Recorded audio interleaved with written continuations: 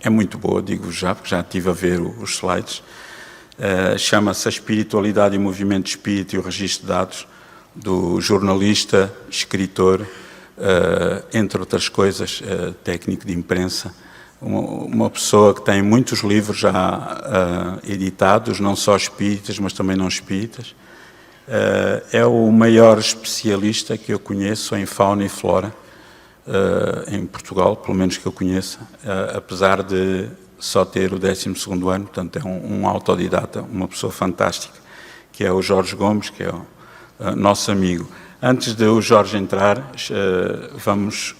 gostávamos de deixar aqui uma mensagem que veio do mundo espiritual na parte da manhã, assinada por uma amiga espiritual, a Alcina, que diz assim: voamos nas asas do tempo ao sabor dos nossos êxitos e erros, utilizando o combustível da vontade.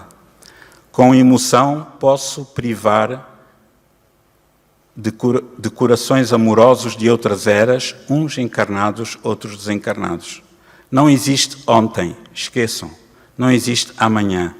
Existe o agora, prenha de amor conquistado até então. Das celas dos conventos às passagens pela espiritualidade, dos projetos conseguidos aos falhados. Aqui estamos, agora, deste lado, apoiando as almas queridas que aí estão. Logo, logo, mudaremos de posição, sempre apoiando-nos mutuamente no amor que alimenta o universo. Somos vossos companheiros de sempre. Estamos convosco nas vossas dúvidas, dores, dificuldades e alegrias, e vos concitamos à divulgação de dentro para fora da doutrina dos espíritos como farol holístico para a moral da humanidade. Alcina. Passamos então a palavra ao Jorge Gomes. Seja bem-vindo, Jorge. Ele vem do Porto de propósito para estar aqui connosco.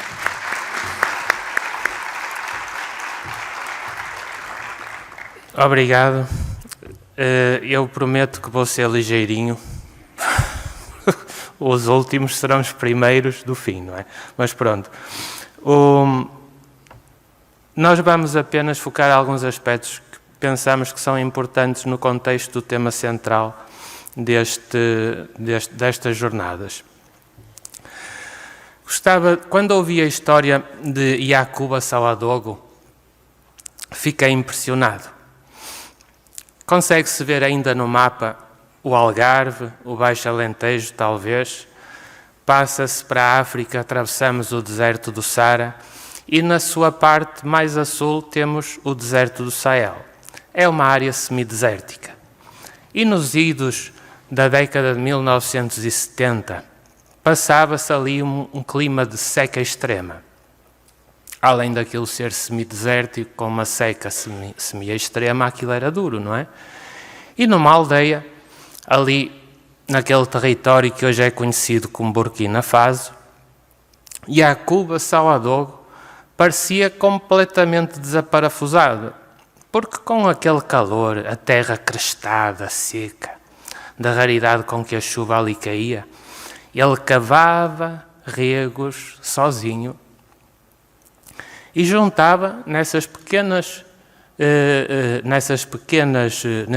buracos estrume de gado, restos da preparação dos alimentos, tapava, fazia outro rego à frente, cavava e insistia. Passou o primeiro ano, o segundo ano, os outros da aldeia riam-se dele. Ele estava completamente desaparafusado. Para que é que com aquele calor, sem chuva, ele andava ali a cavar a terra, aquela terra dura como cimento?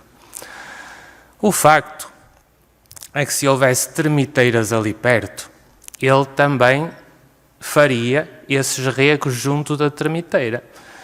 Suponho que na sua mente ele intuía que as térmitas iriam ajudar a libertar os nutrientes encarcerados nas cascas de alimentos, não é? No estrume, para o ecossistema, beneficiando as plantas que um dia pudessem germinar ali, onde ele também deixava sementes de milho painço e de outros cereais.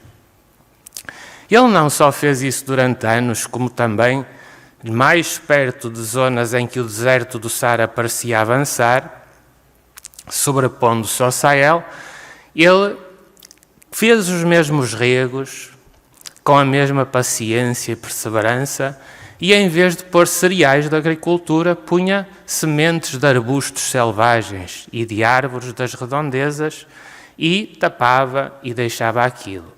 Das raras vezes que chovia, os regos que estavam perto das termiteiras, a água, em vez de deslizar rapidamente para outros locais, acabava por se infiltrar de alguma maneira e ocupar os túneis subterrâneos da termiteira.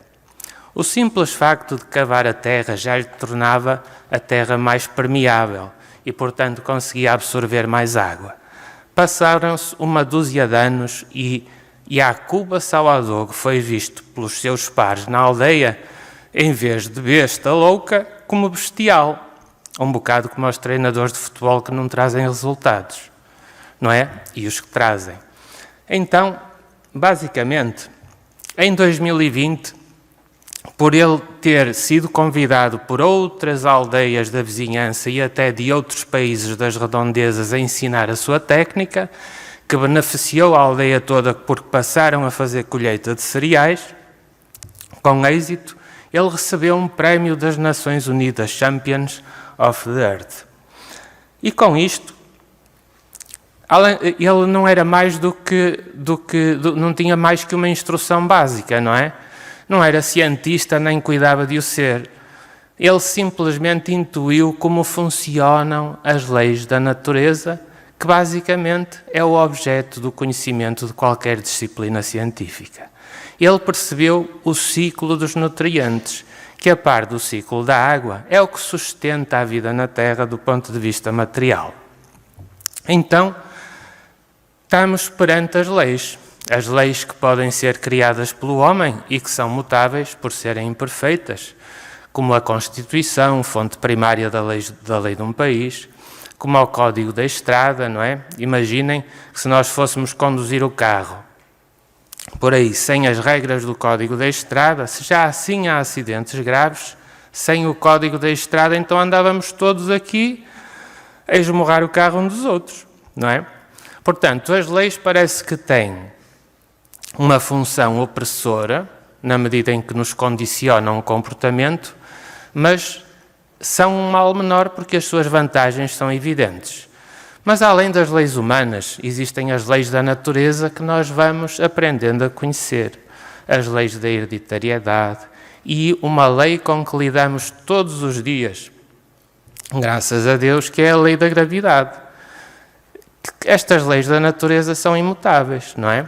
Mas são elas que, apesar de nos subjugarem, viabilizam a vida. Imaginem o que era nós, por exemplo, hoje ao almoço, a comer a sopa. A gente queria meter a sopa na boca e a sopa fugia da colher porque a lei da gravidade não a fixava. A gente queria estar sentado à mesa e começava a boiar no ar. Isto ia ser um caos. Não iremos ter oxigênio para respirar porque a gravidade não o fixaria ao nosso alcance, não é? Então, às vezes, quando a gente vai na rua e de repente o semáforo fica vermelho, a gente não gosta. Caramba, vou ter que travar e depois esperar e arrancar. Mas se não fosse assim, teríamos que ir com o carro ao mecânico, além de outros problemas, ficarmos sem a carta, etc. Não é? Portanto, descobrir as leis, humanas ou naturais, faz-nos bem. É importante para nós vivermos bem, não é? E o importante é nós percebermos que há leis que nós ainda não conhecemos. As leis que regulam a natureza humana que Jesus de Nazaré enunciou tão bem, na medida em que nos era possível entender, ainda são novidade para nós, não é? E o facto é que essas leis da natureza não querem saber se nós as conhecemos ou não conhecemos, porque elas agem independentemente disso, não é? Os materialistas dizem a pé juntos que só existe o corpo físico quando o corpo físico morre. A gente depois vai para as reuniões mediúnicas no fito de ajudar aqueles que os amigos espirituais trouxerem para ser ajudados e eles verificam mais tarde ou mais cedo que afinal estavam enganados, porque é a lei da natureza, nós estarmos de passagem aqui na Terra num corpo físico não é mais do que um veículo de manifestação, não é o nosso próprio ser, não é? Então a ciência que expõe as leis da natureza é muito importante, mas às vezes nas comunidades humanas, os cientistas não são a ciência, não é? São homens. Há alguns que bloqueiam a investigação, mas não o conseguirão fazer para sempre. Há tantos exemplos. Pasteur, a gente quando bebe leite, tem leite pasteurizado hoje em dia, não é? Pasteur foi um cientista que trouxe muitos benefícios à humanidade, mas no seu tempo, nas suas experiências, os cientistas da sua época, alguns deles, riam-se porque ele acreditava em bichinhos voadores, que seriam os micro-organismos. O inventor da asepsia, Semmelweis, ensinava que depois de um exame com toque de um doente, os médicos deviam lavar as mãos, mais ainda nas cirurgias, pois ele tanto insistiu nisso que foi expulso do seu hospital. O próprio Newton, ao expor a lei da gravidade, foi gozado e insultaram-no dizendo que estava a trazer magia para a ciência. Certo? Portanto, estas coisas têm muito que se lhe diga. Há outras formas de conhecimento que nós vimos, porque a ciência é muito recente na história da humanidade e toda a tecnologia desenvolvida desde a antiguidade e antes disso, desde os Neandertais ou mesmo antes, já começava a ensaiar-se sem conhecimento científico e a humanidade deu-se tão bem que houve um crescimento demográfico. Sobre Allan Kardec e o movimento espírita, nós vemos, como foi aqui explicado ontem, que ele observou fenómenos e, na sua curiosidade natural, ele queria saber como é que aquilo funcionava. E ele queria apenas perceber aquilo, não é? Como é que aquilo podia acontecer não sendo fraude. Então aplicou o método, fez experiências sobre experiências, não é? Mas, a dada altura, começou a perceber que era mais importante pensar sobre aquilo do que verificar constantemente o fenómeno. Ele observou, formulou hipóteses, testou-as e obteve conclusões. Então é por isso que no preâmbulo do livro que é o Espiritismo, de sua autoria, ele o define como, ao mesmo tempo, uma ciência de observação e uma doutrina filosófica, não é? Como ciência prática consiste nas relações que se estabelecem entre nós e os espíritos, como filosofia, compreende todas as consequências morais que decorrem dessas mesmas relações. Às vezes nós confundimos credibilidade com infalibilidade.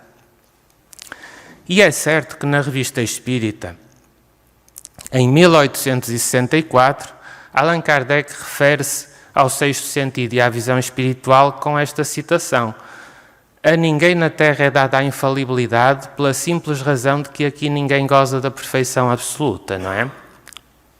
Mas estas coisas da falibilidade, falir e errar, faz parte do que se tem que aprender, não é? E às vezes até dá jeito falhar um bocado, porque é como me dizia um amigo aqui há uns anos, que ele chegou à minha beira e disse-me: Jorge, quero divorciar-me.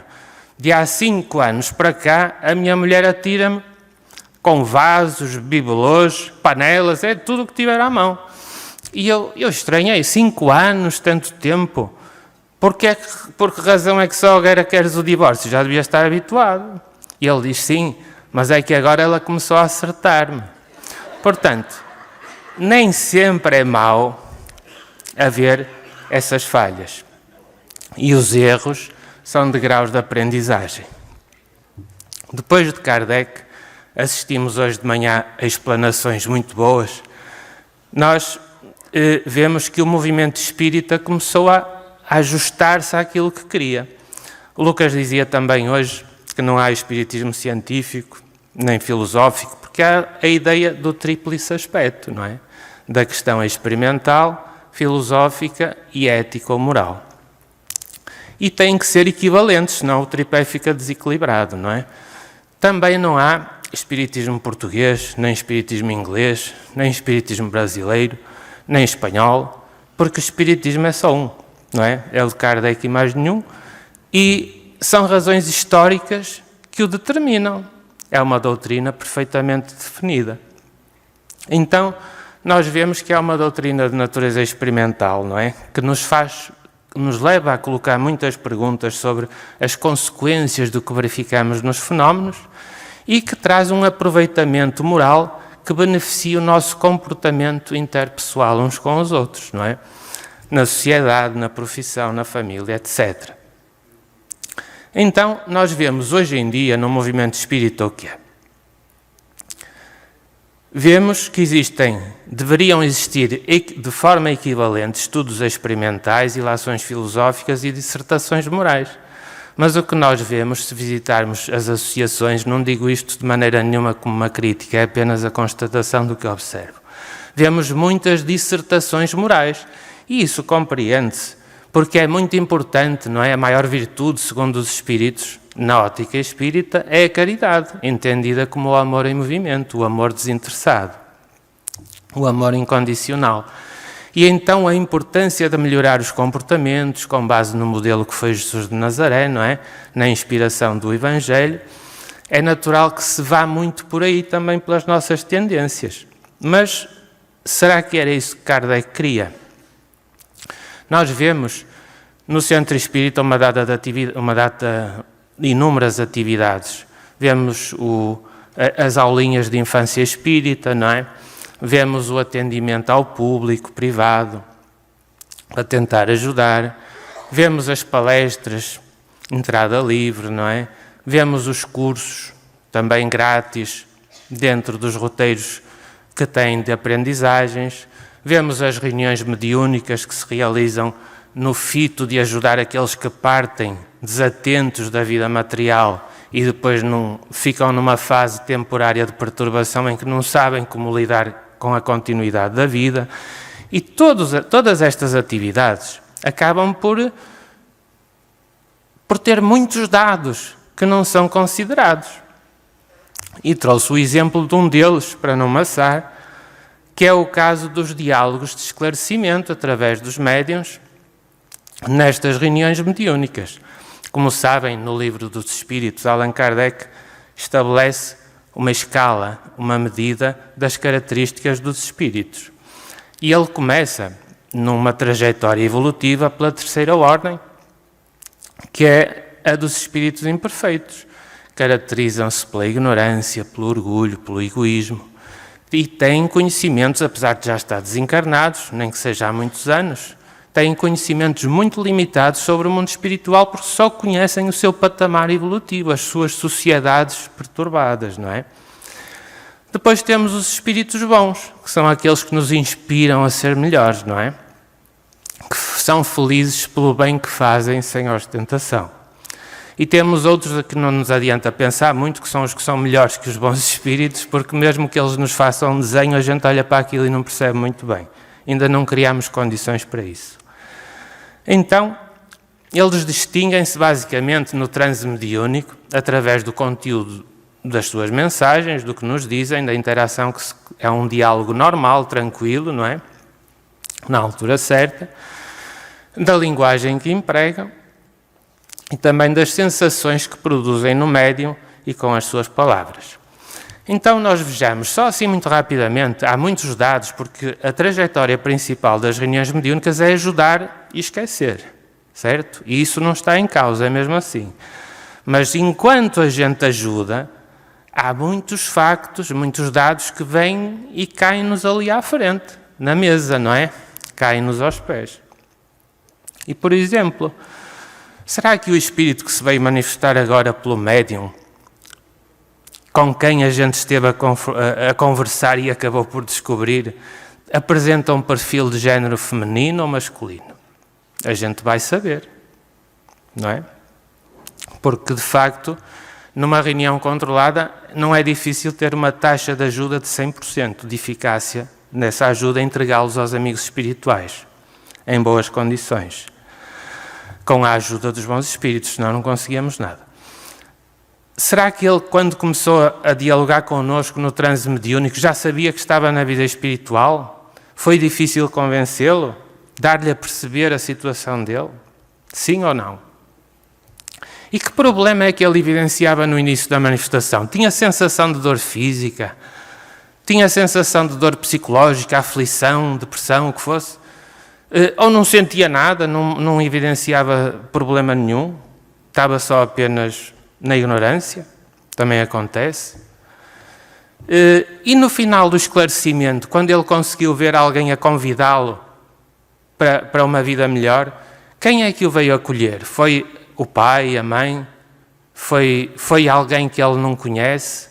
Não é? Quem é que foi? O vizinho? Não é? Quem é que foi? Isto não se considera, mas isto pode ser muito interessante. E eu gostava de que me estendessem mais um pouco da vossa paciência para fazermos um exercício de imaginação muito simples. Numa primeira fase, depois de X reuniões mediúnicas, nós temos, vamos supor que um A, um N, um I, um E, é um determinado dado daquelas perguntas que nós organizamos numa tabela, para serem respondidas, e à medida que mais casos atendemos, mais vamos preenchendo ali com as datas, etc. Não é?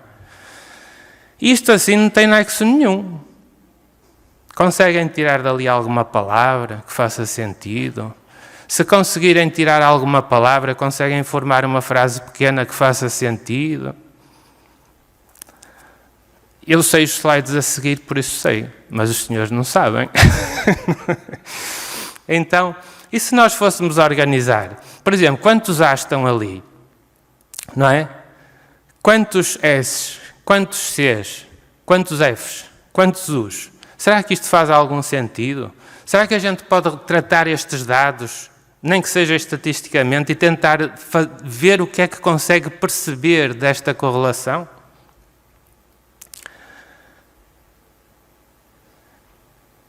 Então vamos tentar. Nem imaginam o tempo que eu demorei para fazer isto. Aqui vai ser rapidinho, não é? São todas as letras que estavam no início, como é óbvio. Mas a gente, de repente, começa a juntá-las e começa a perceber factos que não tinha percebido antes. E até conseguimos fazer uma frase misteriosa, não é? A ausência de evidência não significa evidência da ausência. A gente já retoma isto para explicar melhor. Nós temos feito algum desse trabalho, sobretudo antes da pandemia. E então temos, por exemplo, vários posters que estão disponíveis de tratamento de dados no site da ADEP e também estiveram aí no átrio do Centro de Congressos, em que nós vemos, por exemplo, que tem prevalecido sempre, em várias amostras, na nossa experiência, uma predominância muito grande de espíritos de perfil masculino a manifestarem necessitados de ajuda. Não podemos generalizar, porque nestas reuniões os amigos espirituais só nos trazem quem necessita de ajuda, aqueles que desencarnam e ficam bem, não queremos nada com eles, estão na vida deles, não é? Não há evocações, não há nada, a gente não sabe o que se vai manifestar no médium naquele dia, naquela hora. E temos uma proporção de 81 para 17, não é? Mais ou menos. Isto quer seja um médium masculino ou um médium feminino, que coexistem na reunião. E a gente percebe uma coisa que até, à partida, pela primeira vez pode achar estranha, porque na escala espírita o nível 7 é o dos espíritos neutros. São espíritos imperfeitos, mas que não são bons nem maus, não é? São nem. São como a maior, como muita gente que a gente conhece são nós próprios. Então o que é que isto quer dizer? Porque é que tantos espíritos que não são propriamente maus precisam de ajuda depois de desencarnarem, às vezes passados 10, 12, 20, 30, 50 anos da sua desencarnação? Muitas vezes sem saberem que já estão na vida espiritual, por estranho que pareça. É uma pergunta importante, porque a resposta a essa pergunta pode-nos ajudar a arrumar a mala, não é? Para essa viagem. Então vejam, noutra amostra de dados, tínhamos ali mais de 200 casos, não é? No gráfico anterior. Quem percebeu isto com os dados que nós recolhemos foi um jovem amigo que é médico, Álvaro, que surpreendeu-me com isto, não é? Porque vêm as colunas a vermelho e a verde. As colunas a vermelho é o tempo de duração de esclarecimento desde que o transe mediúnico começa até que ele é entregue ao amigo espiritual e o médium volta a si, certo? Estão a ver que os perfis masculinos parecem demorar muito mais tempo a ser esclarecidos do que os femininos. A gente olha para isto e será que estes padrões será que são parecidos com o que acontece noutros grupos mediúnicos? No nosso grupo mediúnico mesmo daqui a 10 anos ou 20 anos? Se isso se mantiver parecido, há aqui um padrão. E se há um padrão, o que é que explica isto? Não é? Será que na nossa sociedade os homens têm mais medo de mudar, são mais acomodados? São mais dogmáticos nos seus pontos de vista? Será que são menos perspicazes para estas questões da espiritualidade? Será que tendem mais a não lidar com sentimentos felizes no seu mundo interior? Não é? São perguntas importantes, porque nós percebemos pela experiência que o que dificulta, por exemplo, quando partimos para a vida espiritual, vermos uma mãe que nos vem receber em boa situação espiritual, o nosso guia espiritual, um amigo, algum espírito que não conhecemos, mas que nos inspira muita confiança e afeto, não é? Não os conseguirmos ver nem ouvir tem a ver com o tal amorfismo, a incapacidade de gerarmos bons sentimentos dentro de nós próprios, no dia-a-dia, porque se não fizermos isso regularmente, vai ser mais difícil acender essa luz. E as percepções fecham-se, não é? Durante um tempo. Então temos este facto, a ausência de evidência não significa evidência da ausência. Por outras palavras, o facto de não conhecermos ainda todas as leis da natureza e dizer que as conhecemos é um ato de profunda ignorância, é que é assim, de facto, parece que no geral, somos todos muito ignorantes. Só que há duas situações, uns não sabem e outros sabem que são ignorantes, não é? Então, o facto de não conhecermos ainda todas as leis da natureza não quer dizer que outras leis não existam para a gente perceber. Nós temos uma noção evolutiva de milhões de anos de evolução, mesmo no princípio espiritual, não é? Então, se falarmos de ciência, por exemplo, um professor de filosofia, Pedro Menezes, diz num trabalho que, em geral, a ciência, que é muito ampla, comporta vários conjuntos de saberes, nos quais são elaboradas as suas teorias baseadas nos seus próprios métodos e pesquisas científicas. Ciência representa todo o conhecimento adquirido através do estudo, pesquisa ou da prática, baseado em princípios certos. Esta palavra deriva do latim ciência, cujo significado é conhecimento ou saber. Conhecimento. Jesus fala no Evangelho de João: conhecereis a verdade e a verdade vos libertará. Conhecer as leis da natureza ajuda-nos a viver melhor. O que é verdade? Diz-se hoje em dia que cada um tem a sua verdadinha, não é? É a verdade subjetiva, temporária, sujeita à evolução, a dignificar-se com os factos que a envolvem. Mas existe também uma realidade objetiva, que nós não conseguimos perceber com todo o entendimento. Mas como a evolução parece ser uma espécie de espiral em que nós retomamos às vezes os mesmos assuntos noutros ciclos, com outros horizontes de entendimento, acho que temos todas as razões para ter muita esperança. É o mesmo Jesus de Nazaré que, apesar de ter passado por cá só há 2000 anos, que é pouco tempo, nos deixa ainda hoje perplexos, quando nos diz: amai os vossos inimigos, fazei bem aos que vos odeiam, orai pelos que vos perseguem e caluniam.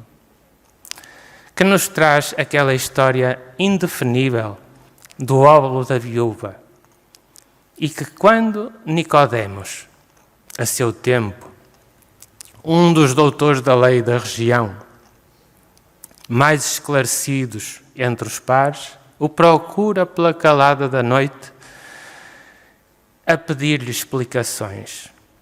para alargar o seu entendimento. E Jesus explica-lhe, sem que ele perceba bem, as leis das vidas sucessivas. Não te admires que te haja dito ser preciso que nasças de novo, para veres o reino dos céus, não é? O tal reino dos céus que não é um território, é um estado de consciência.